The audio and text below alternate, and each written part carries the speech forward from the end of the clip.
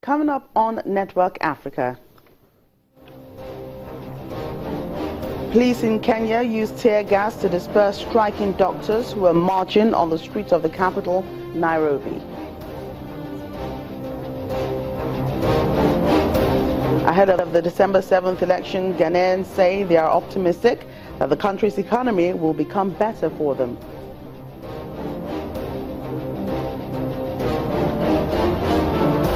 And later on the program, Egyptian geologist Mohammed Al-Gaza turns his home into a fossil museum.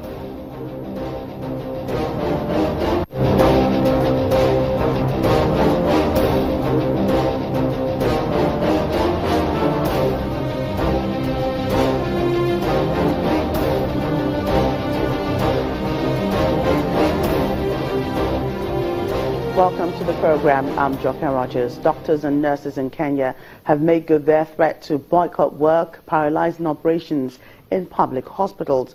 They're demanding for an improved pay package in line with an agreement signed by the unions and the government in 2013. They've taken to the streets carrying placards and slogans from recent corruption scandals in the government. Some of the placards being used to say, "A doctor is not a donkey." Meanwhile, the police have used tear gas to disperse the striking doctors who are marching on the streets of the capital. Well, Kenyan authorities have launched an operation to return 100 mentally ill patients to the Matari hospital in the capital while all that was going on, after they escaped during the strike by the doctors and nurses. The paper has shared a picture of one of the patients climbing over the wall of the hospital. The doctors and nurses are boycotting work today.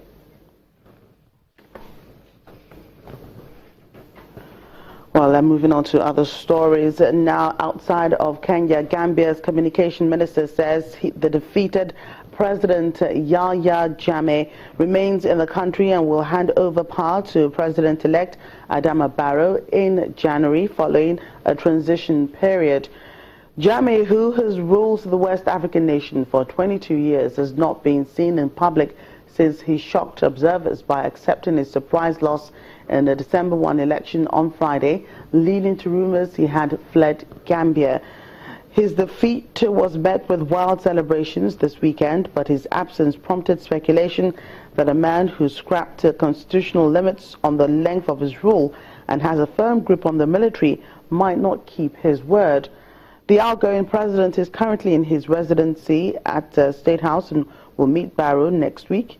Gambian law calls for a 60-day transition period. In a sign of growing confidence in the new political era, people tore down giant billboards wishing Jammeh happy 51st birthday, Mr. President, that had lined the streets of Banjul. Now let's take you back to that story about the striking doctors in Kenya and their fight for a better pay. And joining us now is the VOA's Rael Ombo, who joins us from Nairobi in Kenya. Thank you so much for joining us on the program. Yes, thank you. Thank you so much for having me. What's the situation like in Kenya at the moment?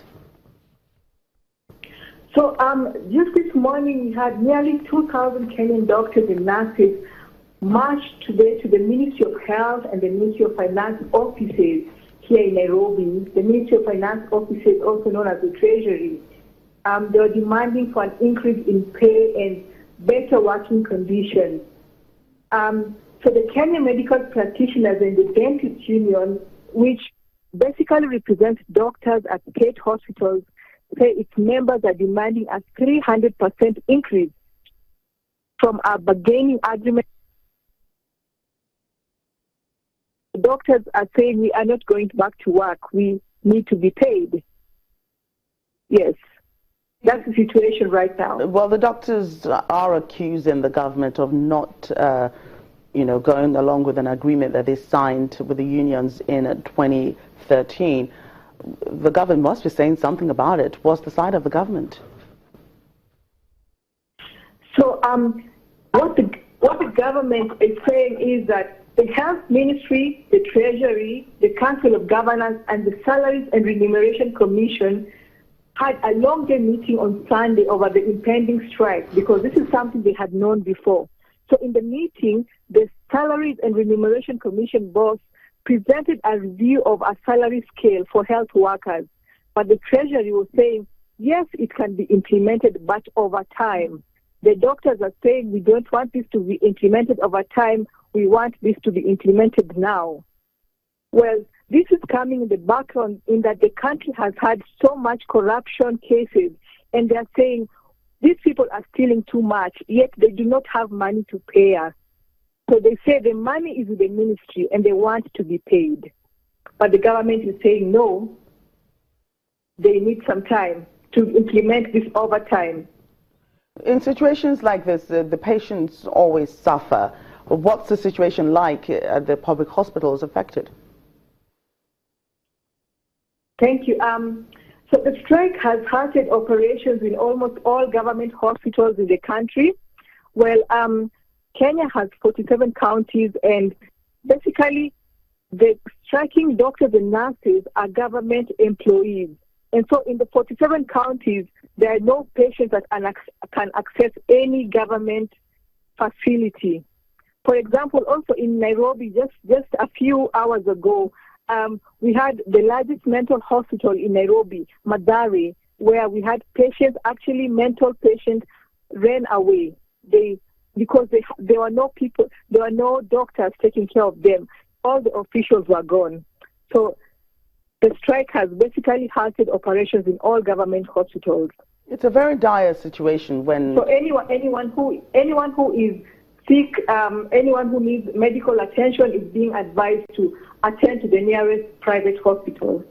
So how long are we going to see striking doctors take to the streets, seeing that the police are dispersing them with tear gas and whatever other means to get them off? All right, okay. Speaking earlier to the union executives, they are saying the doctors are not ready to go to work now until all their demands are met.